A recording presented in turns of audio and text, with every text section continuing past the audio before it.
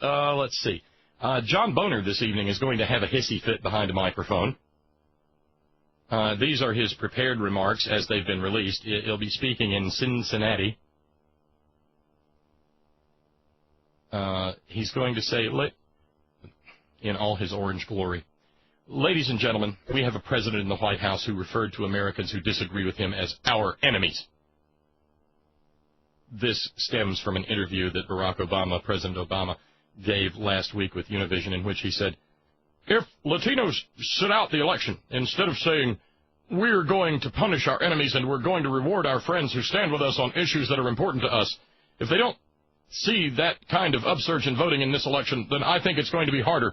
And that's why I think it's so important that people focus on voting on November 2nd. That's the quote. So now, Boehner tonight will say, "Ladies and gentlemen, we have a president of the White House who referred to Americans who disagree with him as our enemies." Think about that. He actually used that word. When Ronald Reagan, George Bush, Bill Clinton, and George W. Bush used the word enemy, they reserved it for global terrorists and foreign dictators. Enemies of the United States, enemies of freedom, enemies of our country. Today, sadly, we have a president who uses the word enemy for fellow Americans, fellow citizens. He uses it for people who disagree with his agenda of bigger government, people speaking out for a smaller, more accountable government that respects freedom, the freedom to go and die in agony and misery somewhere without health care, and allows small businesses to create jobs, small businesses like Raytheon. Mr. President, there's a word for people who have the audacity to speak up in defense of freedom, the Constitution, and the values of limited government that made our country great. We don't call them enemies. We call them patriots. Now I'm going to masturbate all over my orange face.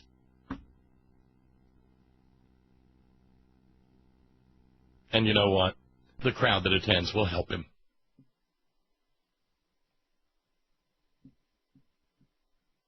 Just for the fun of it, it's worth remembering that Representative Paul Brown of Georgia called then-President-elect Barack Obama a Marxist and compared him to Adolf Hitler. Senator Jim DeMented of South Carolina called him not only Hitler but also Hugo Chavez. Senator Richard Shelby of Alabama said, well, his father was a Kenyan, and they said he was born in Hawaii, but I haven't seen any birth certificate. You have to be born in America to be president. Let's see.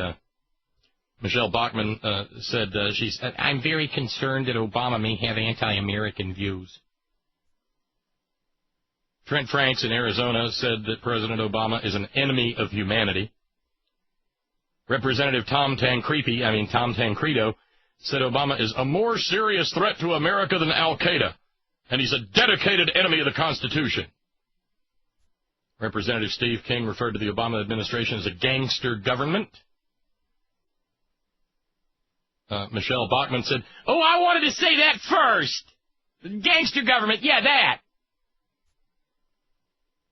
And then, of course, there is Mussolini, Caribou Barbie, Godzilla from Wasilla, Scary Palin, who said President Obama was palling around with terrorists and that he was being advised by thugs from Chicago.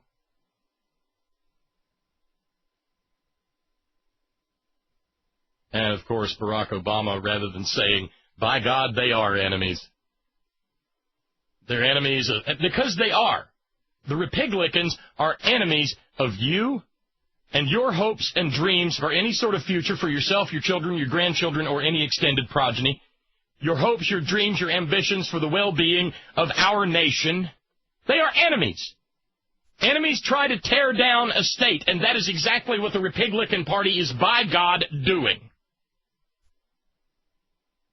Naturally, therefore, President Obama has apologized. He says, now the Republicans are saying that I'm calling them enemies. What I'm saying is you're an opponent of this particular provision, comprehensive immigration reform, which is something very different. Yeah, that'll make everything all better. Oi. Just oi. Kinda makes you a little bit crazy.